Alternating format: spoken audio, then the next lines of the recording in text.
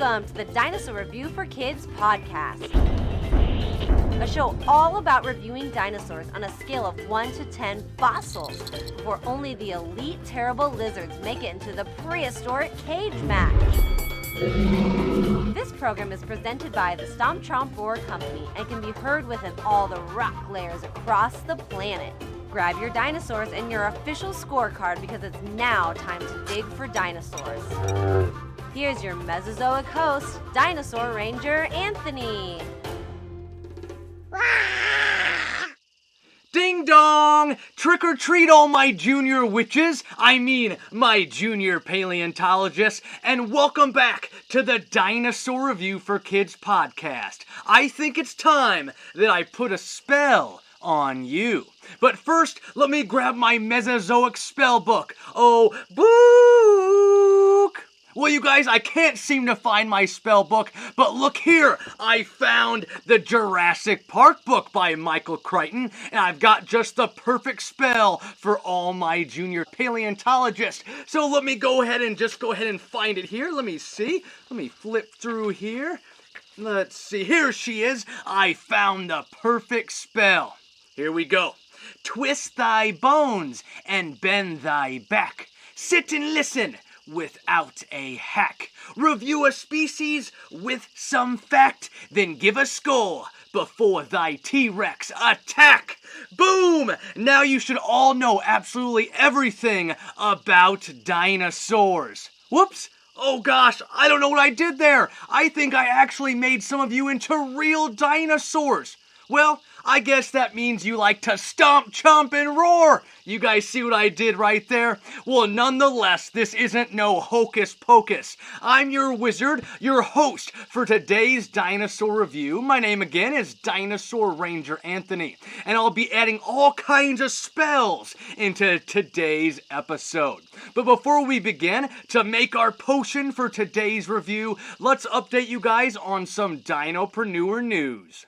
Well, everybody, this Wednesday, October 12th, is National Fossil Day. That's right. Did you know there was an actual day all about fossils? Well, it's this Wednesday, October 12th, 2022, and you can go ahead and join me, Dinosaur Ranger Anthony, on Facebook Live. I'll be teaching everybody about fossils and even showing my viewers how to create their very own fossils in the comfort of their own home, inside your kitchen, in your cupboards. There's probably the perfect ingredients for our own fossils. All you need is flour, salt, and a little bit of water, and I'll show you guys how you can make your own salt dough, your fossil dough that you'll be able to stamp little dinosaurs into, maybe plants, all kinds of things, little rocks, gems, crystals, and even dinosaur bones. Now, you guys, I'm also working on a new package called the Fossil Bar for Kids. Now, no big spoilers, but this package will include a fossil making experience for everyone at the event that I attend. So be on the lookout for more details over the next couple months. Now next, my Patreon Club lessons are scheduled for the month of October, and they begin this weekend. So this weekend, Sunday, October 16th, we're going to be talking about the Teenage Mutant Ninja Archelons, the big giant sea turtle. Then we're going to be doing the prehistoric haunted house. That virtual lesson will be on Sunday, October 23rd, and it'll be all kinds of odd looking dinosaurs that you might see at a dinosaur haunted house. Then we'll be having the Stomp Chomp Roar Halloween party on Sunday, October 30th, the day before All Hallows Eve, or on Halloween night. So go ahead and join my Patreon club and become a junior dinosaur ranger to take part in all of these fabulous interactive virtual lessons. Just go to patreon.com/StompChompRoar. Now, you guys, let's go ahead and give out some shout outs before today's review. You guys, last Wednesday was the Stomp Chomp Roar Dinosaur Awards, and we announced our 3 winners. You guys, third place, junior paleontologist James. Second place, junior paleontologist paleontologist Sully, and first place went to junior paleontologist Rowan. I even have the Stomp Chomp Roar dinosaur trophy in the science lab right now. Right here, I'm holding it in all of its glory. Its gold Spinosaurus, its serrated carnivore teeth, all the little mini dinosaurs, even the Raptor Rock volcano back there in the back. It is a glorious trophy that Dinosaur Ranger Anthony made himself. I can't wait to send this out to Rowan, and then I've also got some replica fossils I'm sending to Sully and James. So thank you so much for participating. Also a shout out to the other 21 Dinosaur Award contestants. Thank you so much. It was so hard picking a winner, and you guys just absolutely mean the world to me. Each and every one of you is amazing, and I also invited all of them to the Stomp Chomp Roar Patreon Club Halloween party on October 30th. It was just so amazing doing the Stomp Chomp Roar Dinosaur Awards, and I can't thank them all enough, so thank you guys again so very much. Now, shout out to Montclair Elementary, pre-primary and kindergarten Montessori. We're going to be visiting you guys this week on Tuesday and bringing not only our fossil cart, but our Halloween fossil cart filled with all kinds of Halloween-themed fun. From maybe our exploding Jack-O-Lava volcano, Anthony the Mad Paleontologist, and so much more. Also, a happy early birthday to Joshua and Jonah, who are making this event happen. Their parents booked me to come out to their elementary school, and I'm so excited to celebrate a little bit about their birthday and even some dinosaur fun. Now, also a shout out to Eagle Elementary. I'll be going out there this Wednesday and doing my prehistoric pep rally show. This show is dynamite. It's amazing. We have such a large setup. We have some amazing dynamite prehistoric music in the background. I just can't wait to go do those 4 shows out at Eagle Elementary.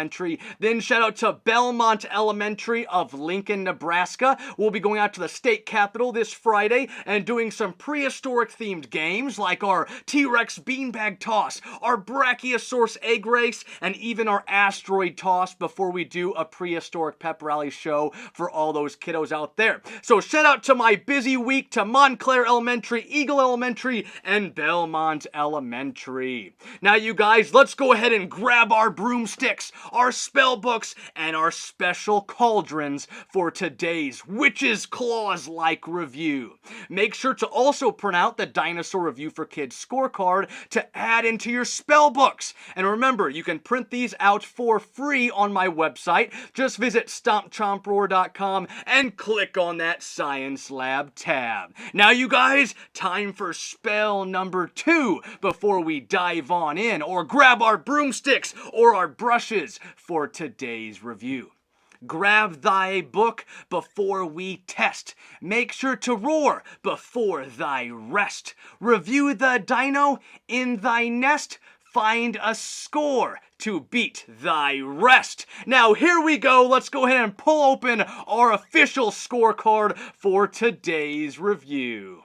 Now everybody, here we go. Today we're talking about no one other than the Deinocheirus. The Deinocheirus, and this creature, this dinosaur's name meaning, is horrible hand. The horrible hand is the Deinocheirus, or I like to call it the Witch's Claw, for today's Halloween themed review. All this month, you guys, all month of October, we're doing all kinds of Halloween reviews. Last week, remember, we went to Rhamphorhynchus's castle, and this week we're at the Deinocheirus, the Witch's Hand. Well, what kind of dinosaur is the Deinocheirus? It has dino almost in the name. This one, you guys, is a Saurischian type dinosaur. Those are the lizard-hipped species, or family orders, and then we have the theropods. Everybody knows the theropods. Those ones are the bipedal carnivores. They're walking on 2 legs, and they're eating all kinds of meat. But wait!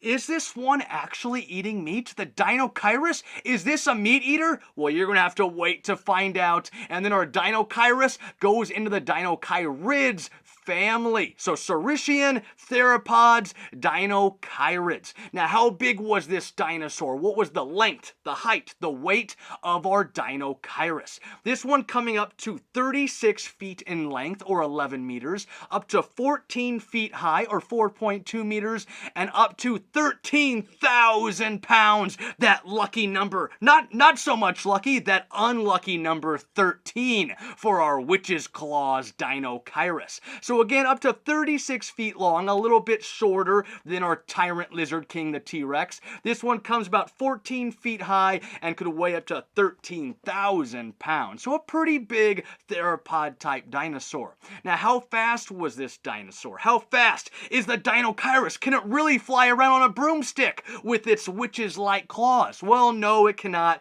grab a broomstick or a vacuum cleaner or a mop for that matter. But this one could go up to speeds at 17 miles per hour. And I think it would have been a little bit closer to 12 to 14 miles per hour. They're walking on that bipedal stance on two legs. They have very robust hips and legs, and that suggests they're moving a little bit slower. They're very muscular.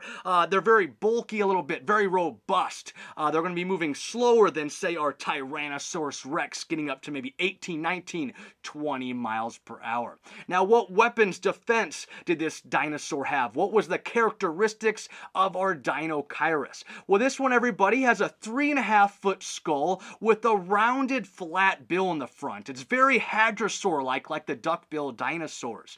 They have a keratin-covered bill. So kind of like our fingernails, they're made out of keratin. So what we see in a lot of the dinosaurs, like when we have horns and spikes, we have the bones, the fossils. Well, those are going to be also covered in keratin, making them a little bit more sharper. So this one, this rounded flat bill, very hadrosaur-like, they believed its bill of the Deinocheirus is going to have somewhat of a keratin over the top. And maybe that's helping it be able to rip away all kinds of vegetation. That's right, this one possibly is eating all kinds of plant matter. They have toothless jaws. They're not eating any kinds of meat. They've got that keratin-covered bill, the toothless jaws, and a long snout. They're getting all kinds of plants. Now, their skull shape indicates that it's more of a herbivore or maybe even an omnivore. They're getting all kinds of plants, maybe seaweeds out of the waters, and maybe accidentally eating or scooping up some fish, any mollusk, crustaceans that might be swimming, floating in the waters with all those plants. And they've also found 1,400 gastroliths, the stones inside their gizzards, helping them break down all those plants that they're eating. Because, as you can guess, they've got no teeth. They're not chewing those plants. So they're just swallowing them, and those gastroliths are going to help break down those plants, just like a bird today. Now, the Deinocheirus, after you get past that 3.5-foot skull, you have somewhat of an S-shaped neck, kind of like we see in the velociraptors. They have a very bulky but narrow body. Their ribs are more straight than curved, like we see in many types of animals. And they even have 12 spines that go up from their back, you guys, giving them somewhat of a sail, kind of like maybe we see on a Spinosaurus or the Uranosaurus. I love the sailback dinosaurs. So what are they going to be using these spines for, these 12 spines? Maybe for a little bit of balance, fat storage, maybe display, defense, or mating. So we have all kinds of theories what they could be using their sail for. I believe it's going to be a little bit more maybe some kind of mating or display. They can tell each other apart between their family members, or maybe even get a girlfriend. Maybe even some kind of fat storage like we see on bison, buffalo that live around today with us. Now they have a tail, you guys, and they have signs of feathers. So at the end, the tip of the tail, they see signs of some kind of feathers on this dinosaur. Now they have very hadrosaur, duck-billed dinosaur-like feet and those robust legs again. Now what really sets them apart from all the other dinosaurs is their long arms. They have 8-foot long arms. That's right, 8 foot. I could stand up right here and the arms would be longer than me if they were all the way stretched out.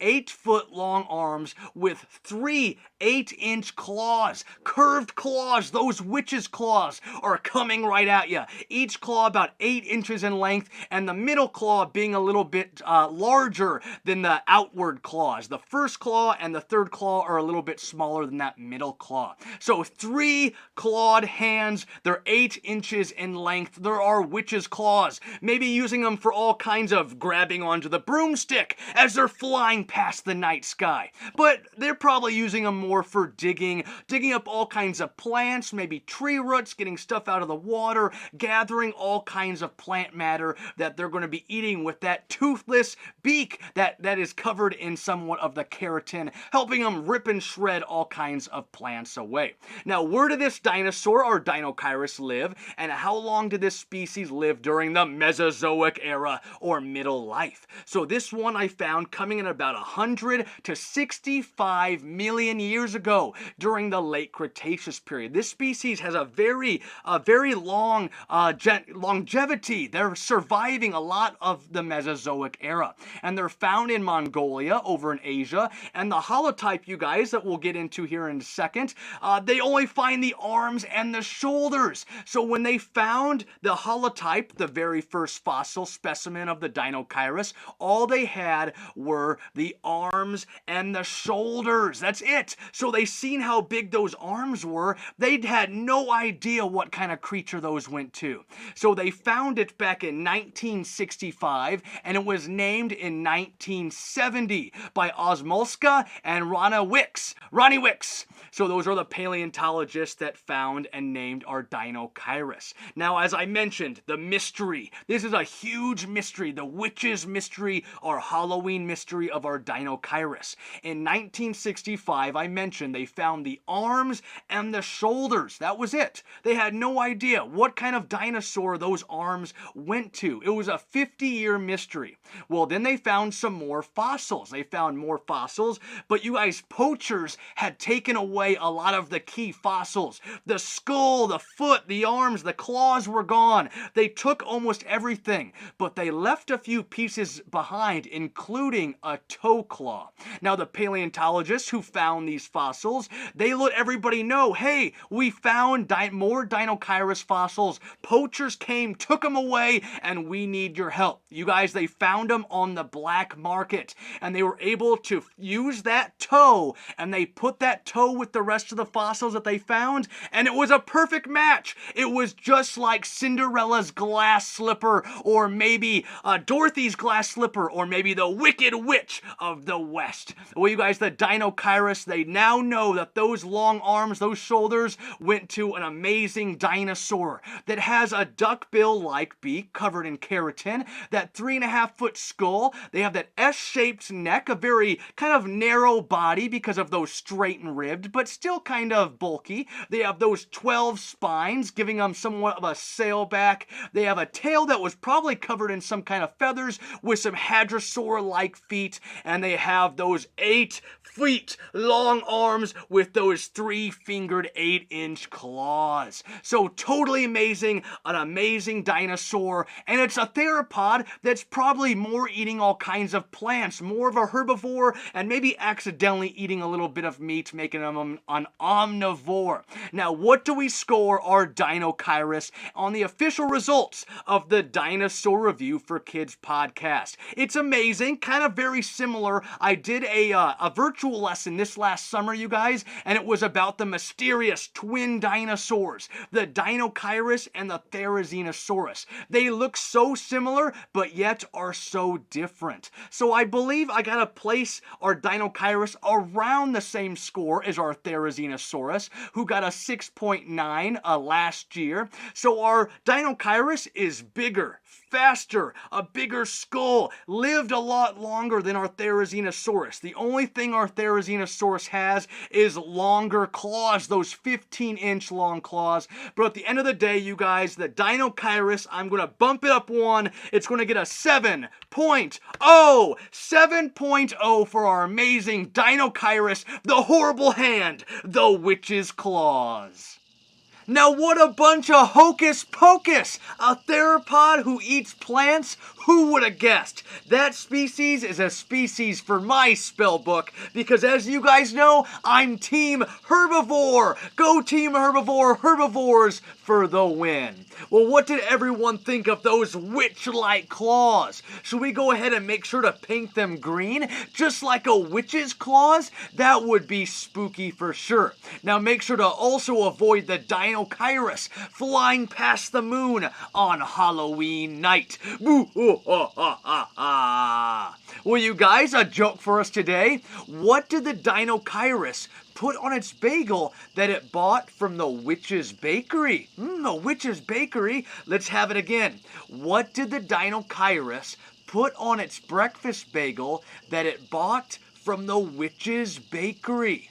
What did the Deinocheirus put on its bagel? You guys, how about scream cheese? Because it's a witch that screams. They're screaming all throughout the skies. Scream cheese on your bagel. Now that's it for today, everyone. But before we go, let me leave everyone with one final spell from the spell book of Jurassic Park. Let me go ahead and find it here.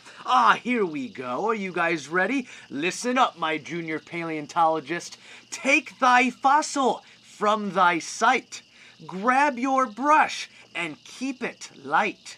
But when you hear the roar of thy night, keep perfectly still to avoid thy bite. Do you guys get it from Jurassic Park? You stay perfectly still and the T-Rex won't see ya. Well, you guys remember my name is Dinosaur Ranger Anthony and I was your wizard for today's podcast. I've even got on my witch's hat and as always, keep digging for dinosaurs. Boo ha ha ha ha ha.